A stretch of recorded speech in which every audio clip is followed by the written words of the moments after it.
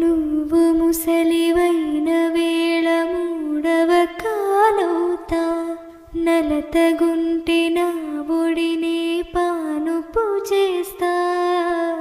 ఊపిరిలా నిన్ను చేరి ఆయువు పోస్తా, నీ వారిని నా వారిగా ఎదలో దాస్తా.